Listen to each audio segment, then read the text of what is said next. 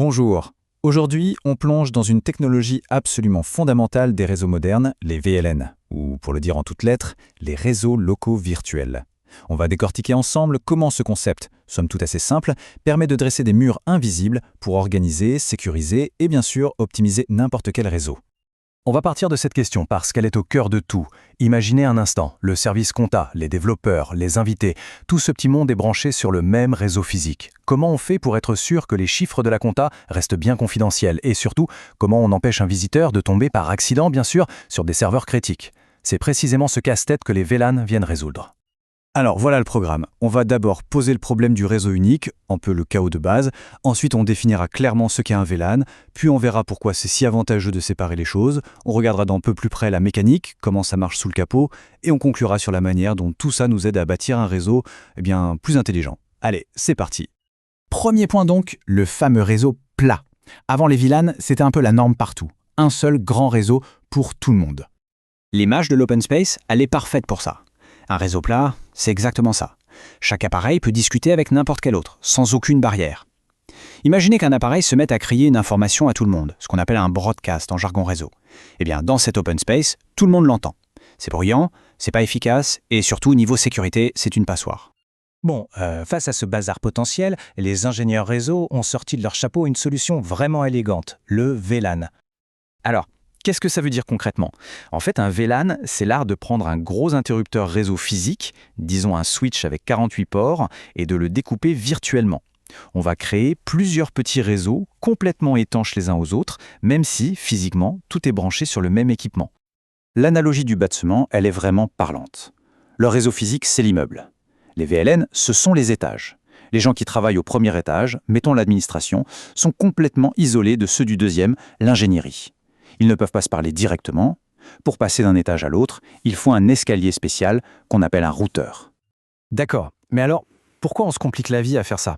Quels sont les vrais bénéfices de cette séparation? Les avantages sont vraiment nombreux, mais on peut les classer en 4 grandes catégories. D'abord, et c'est énorme, la sécurité. Ensuite, la performance. Et puis, ça simplifie la vie des administrateurs et ça donne beaucoup plus de flexibilité. On va se concentrer sur les deux plus importants, la performance et bien sûr, la sécurité. Ce comparatif visuel est très clair. À gauche, sur le réseau plat, quand un appareil crie un broadcast, tout le monde l'entend, c'est le chaos.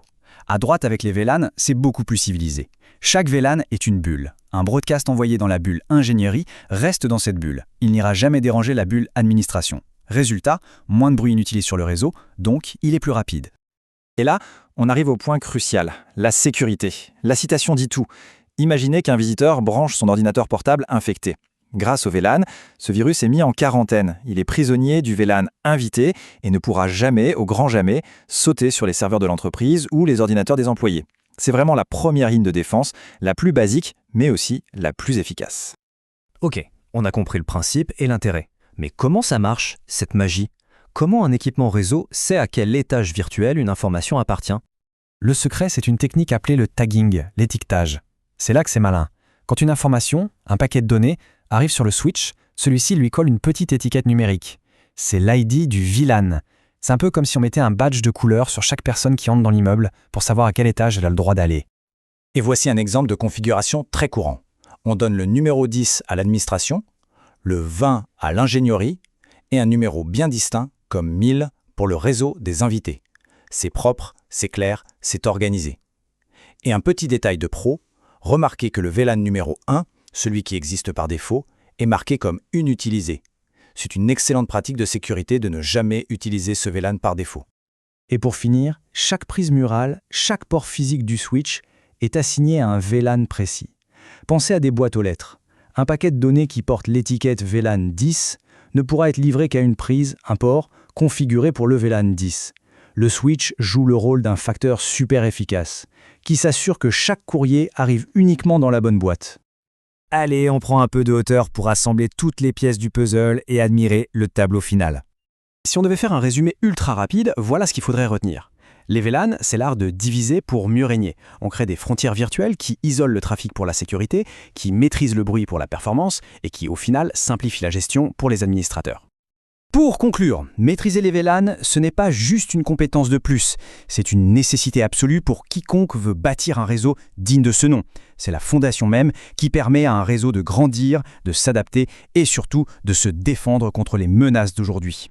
Et on va se quitter sur cette question pour la réflexion. Au-delà des simples virus, à quels autres risques on peut penser? Un employé un peu trop curieux, un accès non autorisé à des données financières, des attaques très ciblées. Dans bien des cas, cette séparation logique, cette segmentation est la première et la plus puissante des défenses.